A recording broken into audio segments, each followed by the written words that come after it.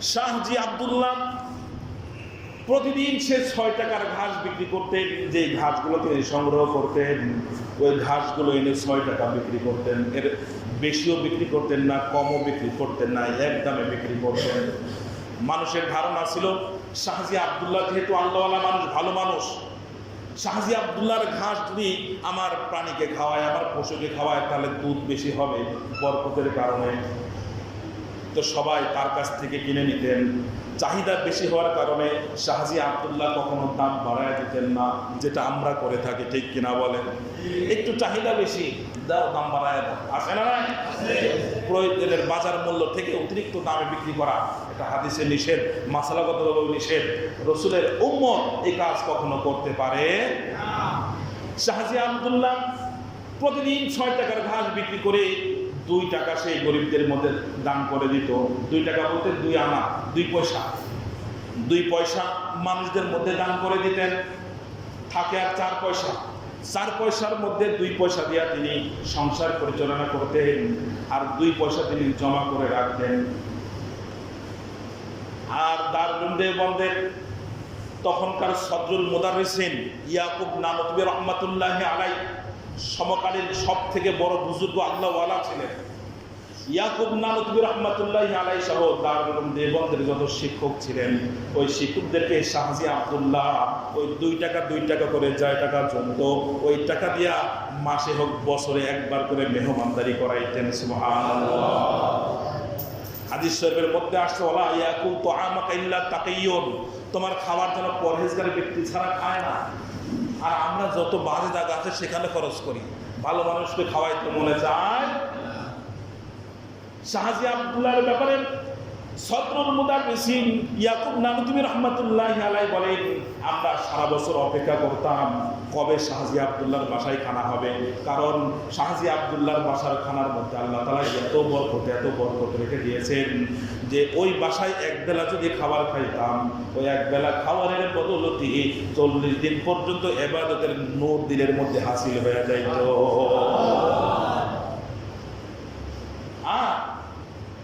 ইবাদতের সব তৈরি হতো, 40 দিন পর্যন্ত এই আগ্রহ তৈরি হইত।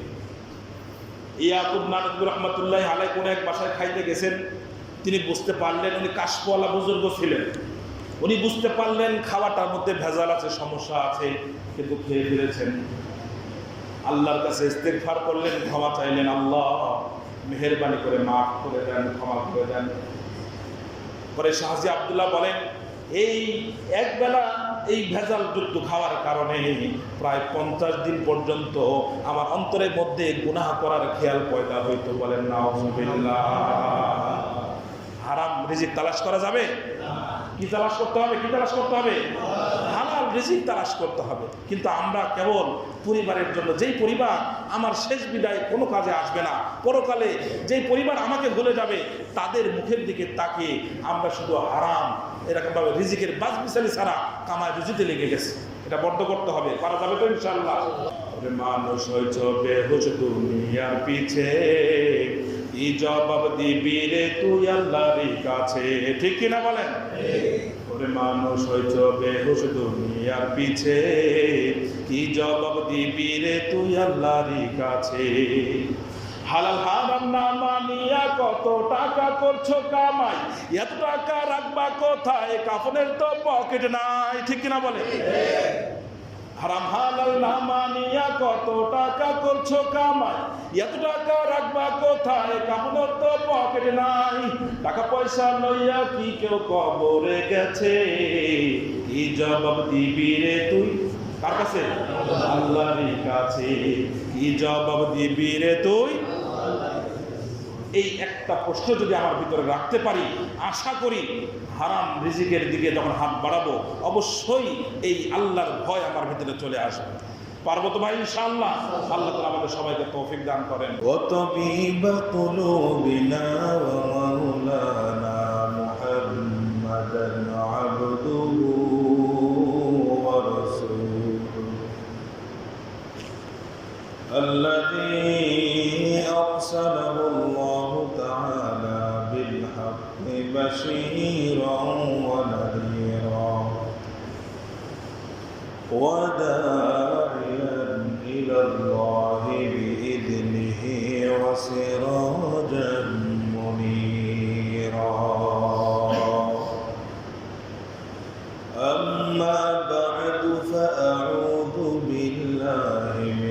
الشيطان الرجيم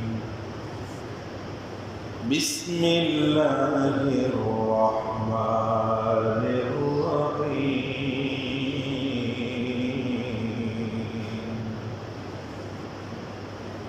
وما من دابة في الأرض إلا على الله رزقها ويعلم مستقرها ومستودعها كل في كتاب مبين صدق الله العظيم وقال رسول الله صلى الله عليه وسلم لا يدخل الجنة لحم نبت من السحت وكل لحم نبت من السحت كانت النار أولى به أو كما قال عليه الصلاة والسلام وقال تعالى في شان حبيبه إن الله وملائكته يصلون على النبي يا أيها الذين آمنوا صلوا عليه وسلموا تسليما ओ ज़माना में मुअज़्ज़ज़ थे ओ ज़माना में मुअज़्ज़ज़ थे हामिले कुरान होकर और तुम दलीलो ख़ार होए तारिके कुरान होकर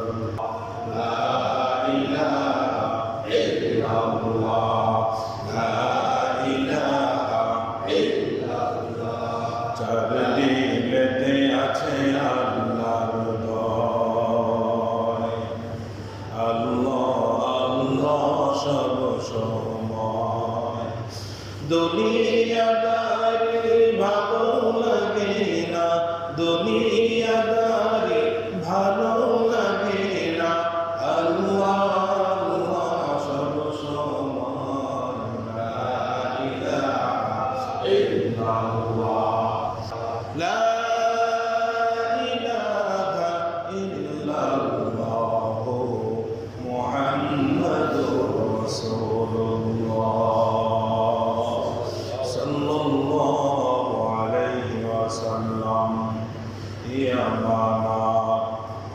चंद रोज़े नज़्द मन दर हकीकत मालिक हर शय खुदा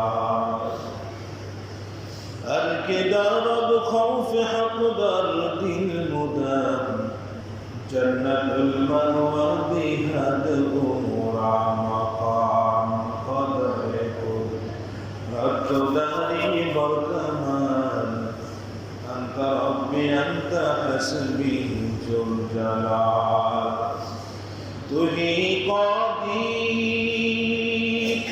जलील ला जहादा हर कारे तुही मेरा निगाहदार। तो भाई আমরা সকলেই জানি রিজিকের জিম্মাদার প্রত্যেকটা মাখলুকের রিজিকের জিম্মাদার কে? আল্লাহ। আল্লাহর নামটা একটু সুন্দরভাবে বলি, সকলেই বলি। রিজিকের জিম্মাদার যে রাজ্জাক গ্রহণ করেছেন তিনি কে? আল্লাহ। আল্লাহ তিনি কে? আল্লাহ। ইযা তাকাররারা আলাল লিসান তাকাররারা আলাল কলব।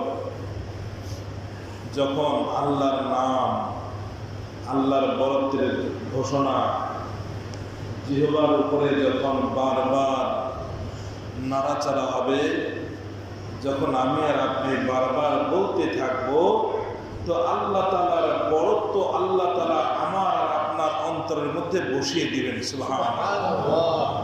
এই জন্য বেশি বেশি আল্লাহর নাম জবানে নেওয়া পারা যাবে তো ইনশাআল্লাহ। আল্লাহ তাআলা রিজিকের জিম্মাদারি গ্রহণ করেছেন। আল্লাহ তাআলা নিজেই পবিত্র কালামুল্লাহ শরীফের মধ্যে ইরশাদ করে বলেছেন, ওয়া মিন দাব্বাতিন ফিল আরদি ইল্লা আলাল্লাহি রিজকুহা ওয়া ইয়া'লামু মুস্তাকাররাহা ওয়া মুস্তাওদা'াহা কুল্লুন ফি কিতাবিন মুবিন।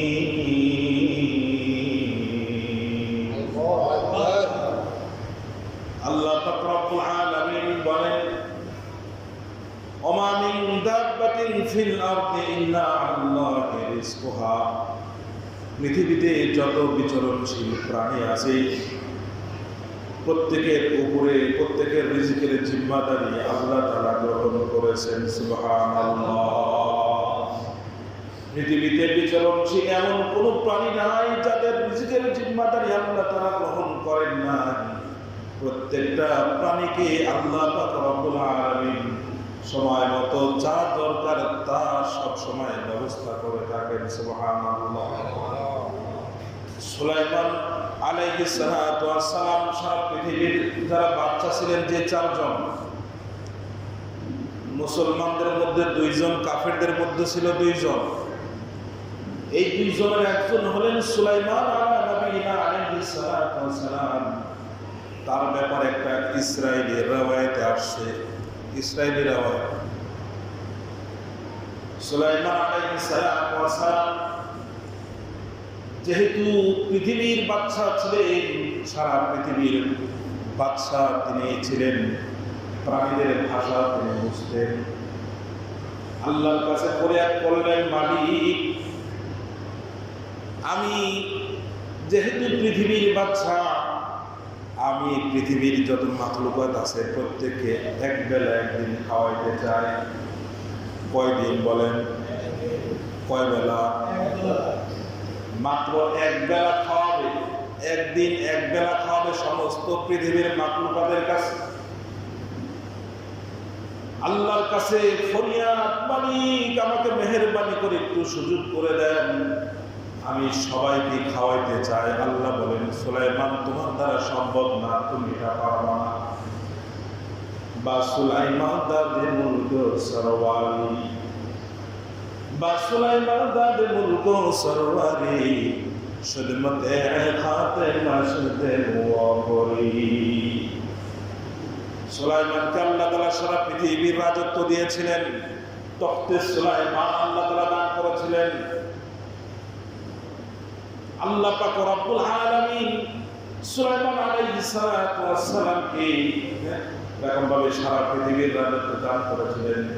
তিনি আল্লাহর কাছে ফরিয়াদ জানাইলেন, আল্লাহ মেহেরবানি করে আপনি আমাকে সুযোগ দেন। আল্লাহ বললেন, তুমি পারবা না, কারণ সমস্ত পৃথিবীর সমস্ত মাখলুকের রিজিকের জিম্মাদারি আমি আল্লাহ তাআলা গ্রহণ করেছি, আমি ছাড়া কেউ এটা করতে পারবে না। কিন্তু সুলাইমান আলাইহিস সালাতু ওয়াস সালাম আল্লাহর কাছে বারবার বলে, আল্লাহ মেহেরবানি করে আমাকে একটু সুযোগ করে দেন, আপনি যদি সুযোগ করে দেন তাহলে আমি একটু চেষ্টা করতে পারি। বললেন, ঠিক আছে, যাও চেষ্টা করে দেখো। সুলাইমান আলাইহিস সালাতু ওয়াস সালামের রাজত্বের মধ্যে শুধু মানুষদের উপরে তার রাজত্ব ছিল না, জিনদের উপরেও তার রাজত্ব ছিল। আর আপনারা জানেন জিনদের গায়ে কত শক্তি, অনেক কাজকর্ম, বড় বড় কাজকর্ম, ভারী ভারী কাজকর্ম তারা করতে পারে। সুলাইমান আলাইহিস সালাতু ওয়াস সালাম অনেক দিন মিলায়া খাবার সরবরাহ করতে লাগলেন। শুধু মানুষদেরকে নেওয়া নয়, জিনদেরকে নেওয়াও, সমস্ত তার আওতাধীন যত জিন্নাত ছিল সবদেরকে নিয়ে কাছে লাগাই দিয়েছে, সবাই খাদ্য সংগ্রহ করো। নদীর পাড়ে, সমুদ্রের পাড়ে খাওয়ার আয়োজন, সবাইকে দাওয়াত করা হয়েছে। অনেক লম্বা ঘটনা আমার বলা মাকসাদ নাই, যেহেতু ইসরায়েলি রওয়ায়াত।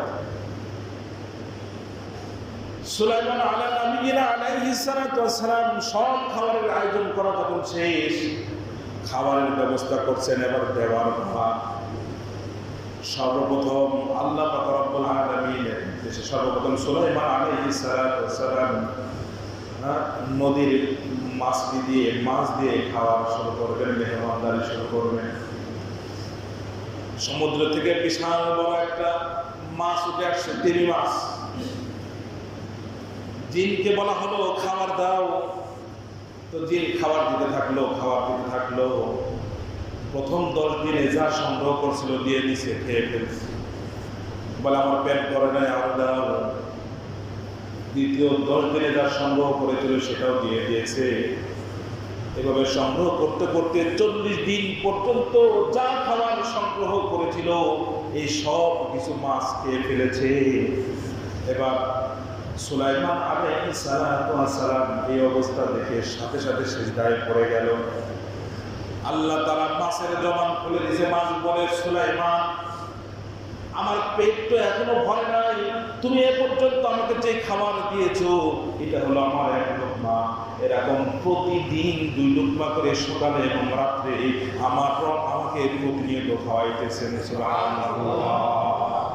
আউলিয়ারা কারে ওতবা ইখতিয়ার, আউলিয়ারা কারে ওতবা ইখতিয়ার, জাহেলারা কারে দুনিয়া ইখতিয়ার। তাহলে আল্লাহ পাক রব্বুল আলামিন সমুদ্রের মাছদের আহার সংগ্রহ করতেছেন। গাছের এরকম পাখি উড়ে বেড়ায়, হাদিস শরীফের মধ্যে আসছে সকালবেলা পাখি আল্লাহর উপরে ভরসা করে খালি পেটে বাসা থেকে বের হয়, আবার উদর পূর্ণ করে বাসার মধ্যে চলে আসে। সকাল বিকাল দেখেন পাখি কিচিরমিচির করে, ঝগড়াঝাটি করে। আমি আপনি মনে করি পাখি ঝগড়াঝাটি করে, কিন্তু না। আল্লাহ পাক রব্বুল আলামিনের জিকির আজগার করে, আল্লাহ পাক রব্বুল আলামিনের জিকির আজগার করে আল্লাহর শুকরিয়া তারা আদায় করতে থাকে। সুবহানাল্লাহ।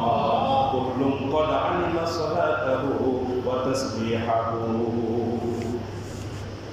আবার ভাই দোস্ত বুজুর্গ, আশরাফুল মাখলুকাত আল্লাহ তাআলা অগণিত অসংখ্য মাখলুকাত আল্লাহ তাআলা তৈরি করেছেন। এত মাখলুকাত আল্লাহ তাআলা তৈরি করেছেন।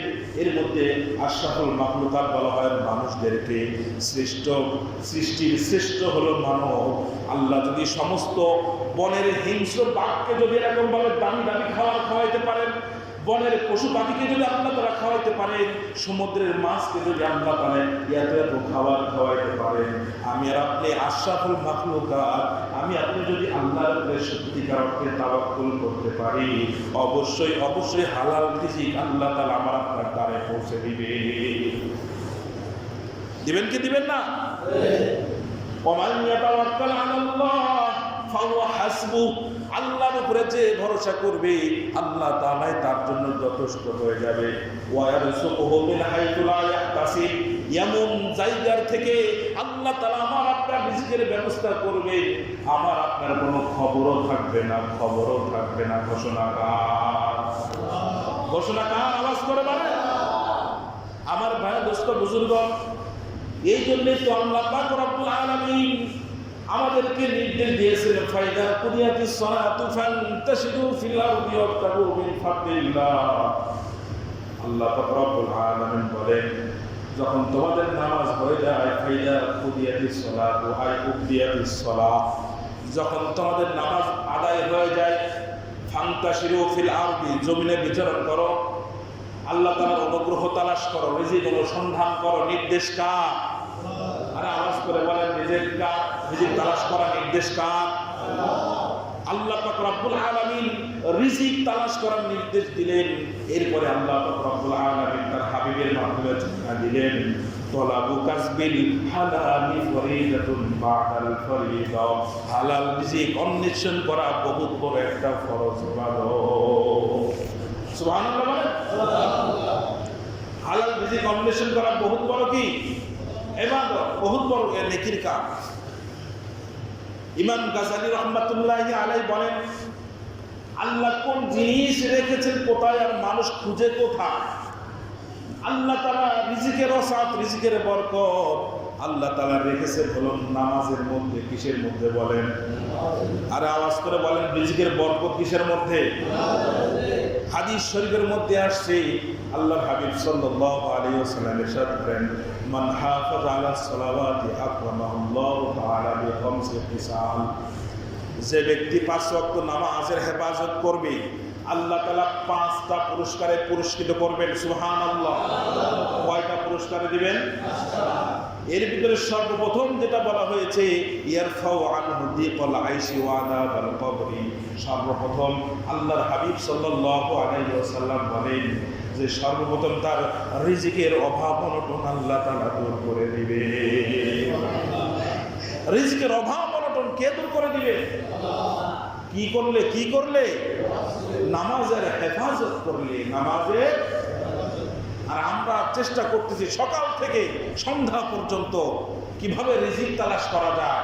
হালাল হারামের কোনো বাছবিচালি নাই, শুধু দরকার আমার রিজিক। কেমন যেন হায়ান আর জানোয়ারের মতো আমাকে শুধু রিজিক তালাশের কাজেই লাগাইছে। নাউযুবিল্লাহ। আরে আমাকে সৃষ্টি করার মাকসাদ কি? আমাকে আল্লাহ কেন বানাইলেন? এই কথা যদি আপনি আল্লাহকে জিজ্ঞাসা করেন, ও মালিক আপনি আমারে কেন বানাইলেন, কোন উদ্দেশ্যে আমারে বানাইলেন, আল্লাহ পাক রব্বুল আলামিন পবিত্র কালামুল্লাহ শরীফের মধ্যে ইরশাদ করে বলেন, ওয়ামা খালাকাতুল জিন্না ওয়াল ইনসা ইল্লা লিয়াবুদুন। আল্লাহু আকবার। আল্লাহ পাক রব্বুল আলামিন বলেন, আমি জিন জাতি আর মানব জাতিকে কেবল ইবাদতের জন্যই তৈরি করেছি। সুবহানাল্লাহ। ইবাদতের জন্যই আল্লাহ তাআলা আমাকে আপনাকে তৈরি করেছেন। তবে ইবাদত করতে হলে তো বাঁচতে হবে, আর বাঁচতে হলে তো খাওয়ার দরকার, খাইতে হলে তো ভিক্ষা করতে হবে, নাকি রিজিক তালাশ করতে হবে? রিজিক তালাশ করতে হবে। কত পরে গিয়ে রিজিক তালাশ। মূল উদ্দেশ্য হলো আল্লাহ আমাকে বানাইছে ইবাদতের জন্য। আরে মানুষ খাওয়ার জন্য বাঁচে না, বাঁচতে হবে এই জন্য খায়। আর কথা বলেন, মানুষের বেঁচে থাকার মাকসাদ শুধু এটা না যে শুধু সে খাবে আর শুধু সে রিজিক তালাশ করবে। আমি আর আপনি নিজেকে ফ্যামিলির মধ্যে এমনভাবে উপস্থাপন করে রেখেছি যে আমি ছাড়া পরিবার অচল, আমি ছাড়া তারা না খেয়ে মারা যাবে। এটা কি শিরক আকীদা? শিরক আকীদা নয় এটা। রিজিকের জিম্মাদারি কে নিয়েছেন বলেন? এটা শুধু জবানে বলার নাম নয়, এটা অন্তরের মধ্যে বসানোর নাম হলো ঈমান। আমি মনে করি যে আমাকে রিজিক তালাশ করতে হবে, তা না হলে আমার পরিবার না খেয়ে মারা যাবে। আর এবার রিজিক তো অবশ্যই তালাশ করবেন, কিন্তু আপনাকে সৃষ্টি করার উদ্দেশ্য তো শুধু এটা না যে আপনি শুধুই রিজিক তালাশ করবেন। আপনাকে আল্লাহ তাআলার সৃষ্টি করার ভিন্ন মাকসাদ আছে, আমাকে আল্লাহ তাআলার সৃষ্টি করার ভিন্ন মাকসাদ আছে। আমাকে আল্লাহ তাআলা সৃষ্টি করেছেন যেন আমি তার ইবাদত বন্দেগী করি। ইবাদত বন্দেগী করতে হলে তো বাঁচতে হবে, বাঁচতে হলে তো খেতে হবে, তারপরে রিজিকের তালাশ। আমার ভাইয়ের দোস্ত বুজুর্গ, এই জন্য ইবাদতকে সহি করার জন্য, শিখার জন্য আমাকে তো আল্লাহর রাস্তায় বের হইতে হবে। আমাকে তো দুনিয়ার প্রত্যেকটা বিষয় মেহনত ছাড়া শিখে না। বিদেশে যাবেন, আগে ট্রেনিং করে আসুন। আপনি আপনার বিল্ডিং বানাবেন, সে দক্ষ কিনা, অভিজ্ঞ কিনা, সে শিখেছে কিনা, পারদর্শী কিনা, সব বিষয়ে জেনে তারপরে আপনি তাকে কাজে নিয়োগ দেন। নাকি না জেনে শুনে দুনিয়ার প্রত্যেকটা জিনিসের ব্যাপারে আপনার ধারণা হলো শিখতে হয়, শিখে তারপরে ওটাকে বাস্তবায়ন করা যায়, কাজে লাগানো যায়। আর কেবলমাত্র ইবাদতের ক্ষেত্রে এসে আমাদের ধারণা হলো যা জানি ওটা পড়লেই হবে। তুই যদি নামাজে সূরা বিসমিল্লাহ কিছুই না জানোস, খালি আল্লাহ আল্লাহ বলবি, তাহলেই নামাজ হয়ে যাবে। আরে ভাই, এটা তো প্রাথমিক পর্যায়ে ঠিক আছে। এটা কোন ব্যক্তির জন্য ঠিক আছে? বলে যেই ব্যক্তি ইলমে দ্বীন শিখতেছে, শিখা অবস্থায় আছে, শিখাটা কমপ্লিট হয় নাই, এই ব্যক্তির জন্য দাঁড়ায় আল্লাহর সামনে যা বলবে, ঠিক আছে দোয়ায় কোনো পারো না, তুমি যে কোনো একটা দোয়া বলে দাও, তোমার নামাজ কবুল করে নেবেন কে? কিন্তু আমাকে তো শিখার কাজে নিয়োজিত থাকতে হবে। এটার জন্য আমাকে জায়গা মতো যেতে হবে। এই বয়সে কি আপনারা মাদ্রাসায় ভর্তি হতে পারবেন? আরে কথা বলেন, এই বয়সে আপনাদের জন্য চলমান মাদ্রাসা হলো দাওয়াত তাবলীগের মেহনত। কিন্তু সেটার জন্য যদি কেউ কাউকে দাওয়াত দেয়, একটু আদর করে বোঝায়, তার উপরে সে ক্ষুব্ধ হয়ে যায়, রাগ করে, ওরে বাবা। যেমন নূহ নবী আর সেই নূহ নবীর উম্মতের মতো ঘটনা। নূহ নবী দাওয়াত দিতে গেলে কানের ভিতরে আঙ্গুল দিয়া ধরত, মুখ আটকে ধরতো যাতে কথা বলতে না পারে, নাউজুবিল্লাহ বলেন। আবার প্রহার করতো, মারতো, কান্নাকাটি করতেন। নবীর নাম কিন্তু নূহ নবী নয়, ওনার নাম হলো আব্দুর রহমান। ওনার নাম কি? ওনাকে নূহ বলা হয়। রাতে, দিনের বেলা মার খেয়ে, উম্মতের হাতে মার খেয়ে কান্নাকাটি করতো, আর রাতের বেলা আল্লাহর দরবারে সারাদিন যা কাজ করতো, কাজটা পরিপূর্ণ হইল কিনা এই ডর ভয়ে আল্লাহ তাআলার কাছে, আল্লাহ তাআলার দরবারে কান্নাকাটি করতেন। এই জন্য নাহা ইয়ানহু, এখান থেকে এর অর্থ হলো কান্না করা। যে অধিক কান্নাকাটি করে তাকে বলা হয় নূহ। কথা বুঝে আসছে নাকি ভাই? তো সেই নবীর উম্মতের মতো হবো আমরা? আমার ভাই দোস্ত বুজুর্গ যে কথা বলতেছিলাম, হালাল রিজিক তালাশ করতে হবে, নির্দেশ কার? আল্লাহ তাআলা সমস্ত মানুষদেরকে ডাক দেয়া বলেন, ইয়া আইয়ুহান নাস, হে দুনিয়ার মানুষ সকল, কুলু মিম্মা ফিল আরদি হালালান তাইয়্যিবা, আমি আল্লাহ তাআলা তোমাদের জন্য যে সমস্ত হালাল এবং পবিত্র খাবার দিয়েছি সেগুলো থেকে তোমরা ভক্ষণ করো। ওয়ালা তাত্তাবিউ খুতুওয়াতিশ শাইতান, শয়তানের পদাঙ্ক অনুসরণ করিও না। শয়তানের পদাঙ্ক, ওয়ালা তাত্তাবিউ খুতুওয়াতিশ শাইতান ইন্নাহু লাকুম আদুউম মুবিন, নিশ্চয়ই শয়তান তোমাদের জন্য প্রকাশ্য দুশমন। শয়তান প্রকাশ্য দুশমন। রিজিক তালাশ করার ক্ষেত্রে শয়তানের পদাঙ্ক অনুসরণ করা যাবে? আরে কথা বলেন। রিজিক তালাশ করার ক্ষেত্রে আগে চিন্তা করবেন এটা হালাল নাকি হারাম। যদি হারাম হয় ওটার থেকে আস্তে আস্তে আমাকে কি হইতে হবে? বের হইতে হবে। পারা যাবে তো ইনশাআল্লাহ? আল্লাহ পাক রব্বুল আলামিন আমাদের সবাইকে তৌফিক দান করেন। হালাল রিজিক যখন কোনো মানুষ উপার্জন করে, অল্পের মধ্যেই আল্লাহ তাআলা ভরপুর বরকত দান করেন। সুবহানাল্লাহ পরে বললেন। আর হারাম মানুষ খাইলে, হারাম ভক্ষণ করলে এর কারণে অন্তর নষ্ট হয়ে যায়, কলিজা নষ্ট হয়ে যায়, ইবাদতের নূর চলে যায়, গুনাহের মন মানসিকতা তৈরি হয়। নাউজুবিল্লাহ। শাহজি আব্দুল্লাহ শাহজি নামে একজন ব্যক্তি ছিল দেওবন্দে, দারুল দেওবন্দে। এই শাহজি আব্দুল্লাহ সে দরিদ্র মানুষ ছিল। সে ঘাস বিক্রি করে, ঘাস বুঝেন, গরু খায় যে ঘাস, এই ঘাস বিক্রি করে তার জীবন পরিচালনা করতো। কথাটা বলেই শেষ করে দিচ্ছি। শাহজি আব্দুল্লাহ প্রতিদিন সে 6 টাকার ঘাস বিক্রি করতেন। যে ঘাসগুলোকে সংগ্রহ করতেন, ওই ঘাসগুলো এনে 6 টাকা বিক্রি করতেন। এর বেশিও বিক্রি করতেন না, কমও বিক্রি করতেন না, এক দামে বিক্রি করতেন। মানুষের ধারণা ছিল শাহজি আব্দুল্লাহ যেহেতু আল্লাহওয়ালা মানুষ, ভালো মানুষ, শাহজি আব্দুল্লাহর ঘাস যদি আমার প্রাণীকে খাওয়ায়, আমার পশুকে খাওয়ায়, তাহলে দুধ বেশি হবে বরকতের কারণে। তো সবাই তার কাছ থেকে কিনে নিতেন। চাহিদা বেশি হওয়ার কারণে শাহজি আব্দুল্লাহ কখনো দাম বাড়ায় দিতেন না, যেটা আমরা করে থাকি, ঠিক কিনা বলেন? একটু চাহিদা বেশি, দাম বাড়ায় দাও, আসে না? প্রয়োজনের বাজার মূল্য থেকে অতিরিক্ত দামে বিক্রি করা, এটা হাদিসে নিষেধ, মাসালাগতভাবে নিষেধ। রসুলের উম্মত এই কাজ কখনো করতে পারে না। শাহজি আব্দুল্লাহ প্রতিদিন 6 টাকার ঘাস বিক্রি করে 2 টাকা সেই গরিবদের মধ্যে দান করে দিত। 2 টাকা বলতে 2 আনা, 2 পয়সা। 2 পয়সা মানুষদের মধ্যে দান করে দিতেন। থাকে আর 4 পয়সা। 4 পয়সার মধ্যে 2 পয়সা দিয়া তিনি সংসার পরিচালনা করতেন, আর 2 পয়সা তিনি জমা করে রাখতেন। আর দারুল দেওবন্দের তখনকার সদরুল মুদাররিসিন ইয়াকুব নানতবী রহমাতুল্লাহি আলাইহি সমকালীন সব থেকে বড় বুজুর্গ আল্লাহওয়ালা ছিলেন। ইয়াকুব নানতবী রহমাতুল্লাহি আলাইহি সহ দারুল দেওবন্দের যত শিক্ষক ছিলেন, ওই শিক্ষকদেরকে শাহজি আব্দুল্লাহ ওই 2 টাকা করে যায় টাকা জমতো, ওই টাকা দিয়া মাসে হোক বছরে একবার করে মেহমানদারি করাইতেন। সুবহানাল্লাহ। হাদিস শরীফের মধ্যে আসছে, ওয়ালা ইয়াকুল তুআমাকা ইল্লা তাকিয়ুন, তোমার খাবার যেন পরহেজগার ব্যক্তি ছাড়া খায় না। আর আমরা যত বাজে জায়গা আছে সেখানে খরচ করি, ভালো মানুষকে খাওয়াইতে মনে চায়। শাহজি আব্দুল্লাহর ব্যাপারে সদরুল মুদাররিসিন ইয়াকুব নানতবী রহমাতুল্লাহি আলাইহি বলেন, আমরা সারা বছর অপেক্ষা করতাম কবে শাহজি আব্দুল্লাহর বাসায় খানা হবে।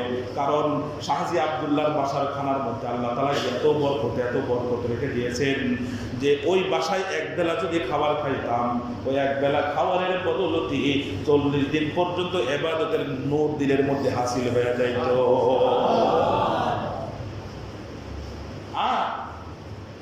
ইবাদতের শোক তৈরি হতো, 40 দিন পর্যন্ত এই আগ্রহ তৈরি হইত। ইয়াকুব নানতবী রহমাতুল্লাহি আলাইহি কোন এক বাসায় খাইতে গেছেন, তিনি বুঝতে পারলেন উনি কাশফওয়ালা বুজুর্গ ছিলেন। উনি বুঝতে পারলেন খাওয়াটার মধ্যে ভেজাল আছে, সমস্যা আছে, কিন্তু খেয়ে ফেলেছেন। আল্লাহর কাছে ইস্তেগফার করলেন, ক্ষমা চাইলেন, আল্লাহ মেহেরবানি করে মাফ করে দেন, ক্ষমা করে দেন। পরে শাহ হাজী আব্দুল্লাহ বলেন, এই একবেলা এই ভেজাল যুক্ত খাওয়ার কারণে প্রায় 50 দিন পর্যন্ত আমার অন্তরের মধ্যে গুনাহ করার খেয়াল পয়দা হইতো। বলেন নাউযুবিল্লাহ। হারাম রিজিক তালাশ করা যাবে? কি তালাশ করতে হবে? কি তালাশ করতে হবে? হালাল রিজিক তালাশ করতে হবে। কিন্তু আমরা কেবল পরিবারের জন্য, যেই পরিবার আমার শেষ বিদায় কোনো কাজে আসবে না, পরকালে যেই পরিবার আমাকে ভুলে যাবে, তাদের মুখের দিকে তাকিয়ে আমরা শুধু হারাম এরকমভাবে রিজিকের বাজবিচালি ছাড়া কামায় রুজিতে লেগে গেছে। এটা বন্ধ করতে হবে। পারা যাবে তো ইনশাআল্লাহ? মানুষ হয়েছ বেহুশ দুনিয়ার পিছে, কি জবাব দিবি রে তুই আল্লাহর কাছে? ঠিক কিনা বলেন? ওরে মানুষ হয়েছ বেহুশ দুনিয়ার পিছে, কি জবাব দিবি রে তুই আল্লাহর কাছে? হালাল হারাম না মানিয়া কত টাকা করছো কামাই, এত টাকা রাখবা কোথায়? কাফনের তো পকেট নাই। ঠিক কিনা বলে? হারাম হালাল না মানিয়া কত টাকা করছো কামাই, এত টাকা রাখবা কোথায়? কাফনের তো পকেট নাই। টাকা পয়সা লইয়া কি কেউ কবরে গেছে? কি জবাব দিবি রে তুই কার কাছে? আল্লাহর কাছে। কি জবাব দিবি রে তুই? এই একটা প্রশ্ন যদি আমার ভিতরে রাখতে পারি, আশা করি হারাম রিজিকের দিকে যখন হাত বাড়াবো, অবশ্যই এই আল্লাহর ভয় আমার ভিতরে চলে আসবে। পারবো তো ভাই ইনশাআল্লাহ? আল্লাহ তাআলা আমাদের সবাইকে তৌফিক দান করেন।